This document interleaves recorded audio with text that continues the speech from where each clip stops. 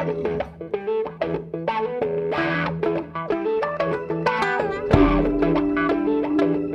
pour cette 5e saison, Charles Berling, quels sont les thèmes principaux que vous avez choisis? Bien, cette année, nous aurons 4 thématiques qui vont se dégager de la saison. La première s'appelle Jouons collectif, c'est-à-dire c'est des questions sur l'individuel, le collectif, donc l'individu, la société.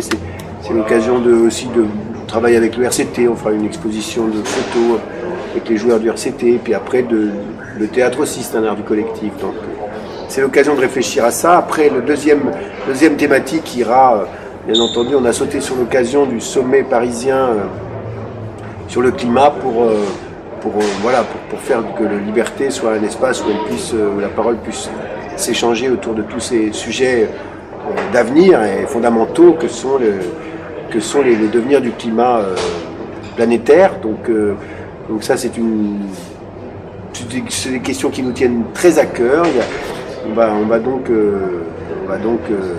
terminer l'année avec cette thématique.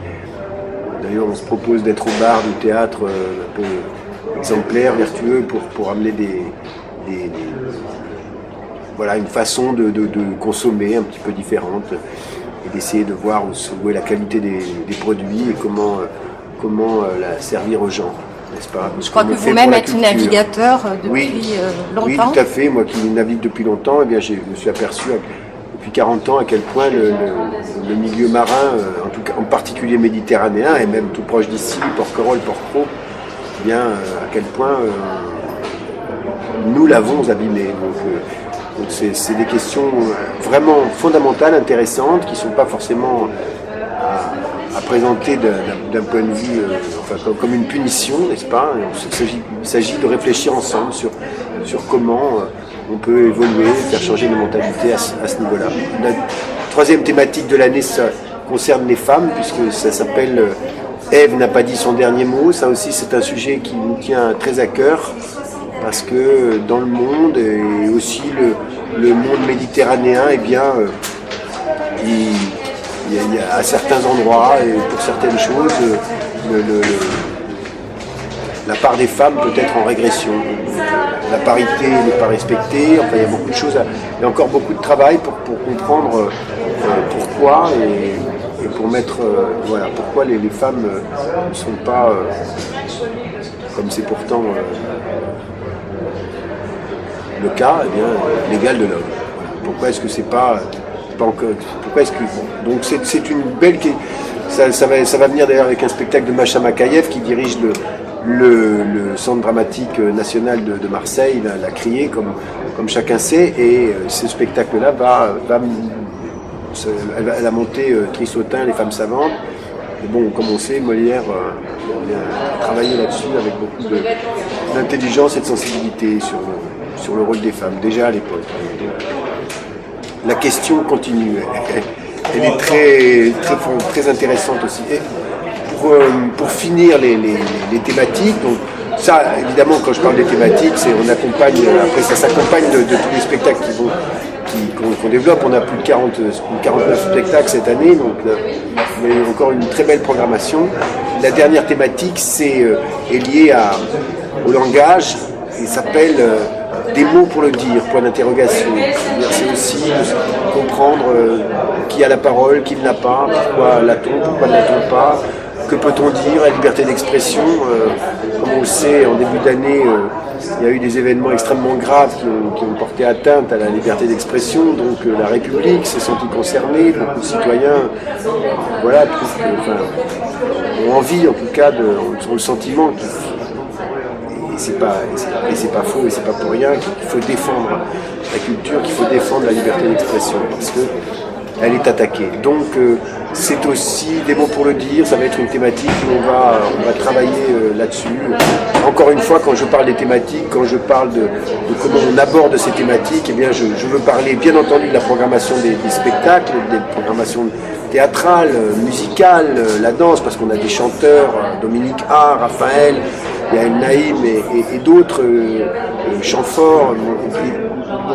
À travers, bien sûr, cette programmation, il y a de la danse, Abdelagra, Franck Micheletti, Chimou, et tous les spectacles de théâtre magnifiques, dont la création de Philippe Meursault, d'après le roman de Kamel Daoud, avec Ahmed Ben Aïcha, le célèbre acteur algérien. Donc, en dehors de cette programmation, quand je parle de thématique, je parle bien évidemment de tout ce qu'on fait avec les conférences, les cycles de films, les débats en tout genre, l'action culturelle qu'on mène avec les écoles. Et donc ça permet de créer un lien, de créer des liens avec, entre les choses, et puis de faire que la liberté soit ce à quoi on travaille de toujours plus chaque année, c'est-à-dire un espace de parole pour les Toulonnais, quelque chose, un endroit où les gens se sentent libres de venir et d'échanger.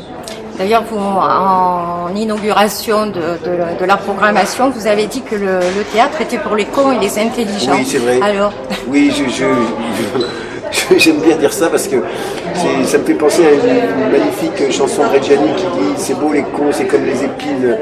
C'est comme les épines pour les roses, c'est-à-dire on en a besoin. Bon, je ne sais pas comment dire. Non, pour moi, je dis ça parce que je trouve que trop de gens pensent qu'ils sont trop cons pour aller au théâtre et je leur dis non, vous n'êtes pas trop cons. Donc c'est pour les cons et pour les intelligents, pour que les cons se disent ah ben en fait ça me rend peut-être un peu plus intelligent et pour que les intelligents soient un peu moins prétentieux. Enfin, c'est une formule si vous voulez pour dire venez, même si vous vous sentez con avec le théâtre, c'est pas vrai, vous n'êtes pas si con que ça. Moi tout le monde est con à ce moment-là. Donc voilà, c'est pour les cons, pour les petits, pour les grands, pour les cons, pour les intelligents. Parce qu'on essaye toujours de raconter aux gens, de faire passer le message que cet endroit est pour tout le monde et que cette liberté-là, qu'est le théâtre liberté, qu'est cette culture-là, qui n'est pas une culture de masse, qui est une culture où on n'est pas censuré, les spectacles qui viennent racontent ce qu'ils veulent raconter. Profitons-en et je dis oui c'est pour tout le monde et donc venez écouter et voir le monde autrement dans un théâtre comme celui de Liberté parce que je pense que tous ces artistes de spectacle vivant, tous ces artistes qu'on accueille, ces musiciens, ces danseurs, ces circassiens, montrent la vitalité vraiment, la vitalité profonde de la culture française, sa multiplicité aussi, et c'est important parce que voilà, on accueille aussi bien. Je parlais tout à l'heure de Aboulagra, qui travaille avec Olivier Cadio, qui travaille avec Michael Serres, qui est franco-allemand, qui est lui-même algérien, qui a fait des études à Lyon, qui a reçu les prix internationaux de danseurs magnifiques en 2009, qui joue partout dans le monde. Bon, voilà un bon exemple de diversité. Oui, de diversité et de ce que la culture peut apporter, c'est-à-dire raconter des histoires qui fait que ça nous ressemble tous et que on est tous liés par nos histoires, notre histoire et que c'est important de le développer et de le développer avec le plus de liberté possible, encore une fois. Alors cette année, il y a deux nouveautés au Théâtre Liberté, donc le Théâtre hors les murs et le billet suspendu. Oui, le billet suspendu, c'est une très belle idée qu'a eu Pascal, je trouve, de s'inspirer du café suspendu qui a été créé en Italie où le type qui vient le matin, il boit un petit café et puis il va laisser 1 euro, il va laisser un café, il ne va pas laisser de l'argent, mais il va laisser un café pour quelqu'un qui un peu plus tard n'aura pas les moyens de se payer un café. Donc on s'est inspiré de cette idée pour se dire tiens, un billet suspendu, ça veut dire que comme ça, une personne c'est un peu comme du mécénat très particulier, du mécénat ciblé, où le type il se dit je vais lui payer un billet pour aller voir tel spectacle. C'est une belle idée, je trouve, de solidarité, de partage, de faire découvrir quelque chose et encore une fois de pouvoir faire que, et ça nous tient vraiment très à cœur, et c'est pas du tout une pause démagogique, mais faire en sorte que les gens les plus démunis ils puissent aussi accéder à la culture. Je pense que c'est vraiment important. Donc ça nous tient très à cœur, cette histoire du billet suspendu. Et comme vous le voyez dans le théâtre, on suspend maintenant les billets et ça sera un peu comme ça. Alors après, évidemment, tout ça est cadré et donc l'idée est simple, vous donnez 20 euros et vous en payerez 6,80 € et vous offrez un billet à 20 euros à quelqu'un. Et le théâtre hors les murs ?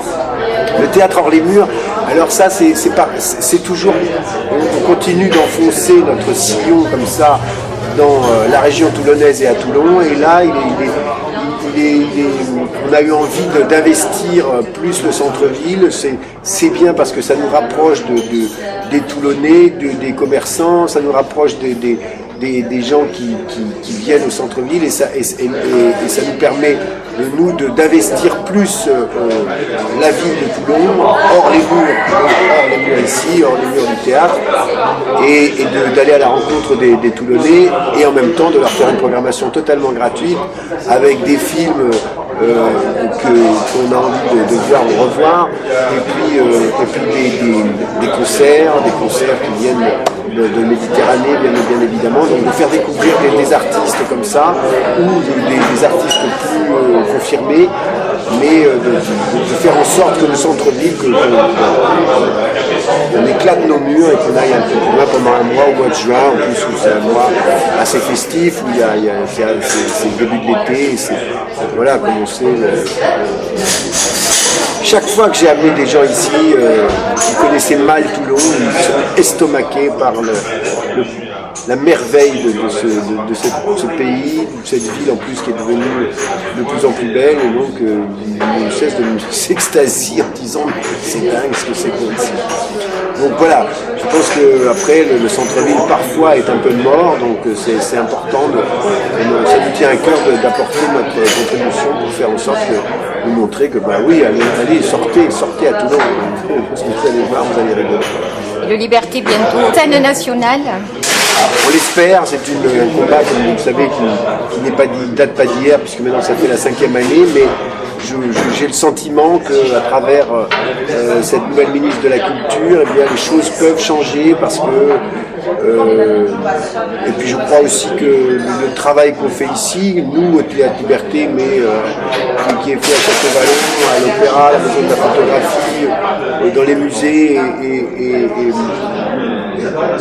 dans toutes ces institutions toulonnaises, je pense que l'État voit bien qu'il y a un très beau travail, et évidemment en particulier aux Libertés, qui fait que le label scène nationale, on l'espère, il y a eu déjà, pourrait arriver, mais il y a déjà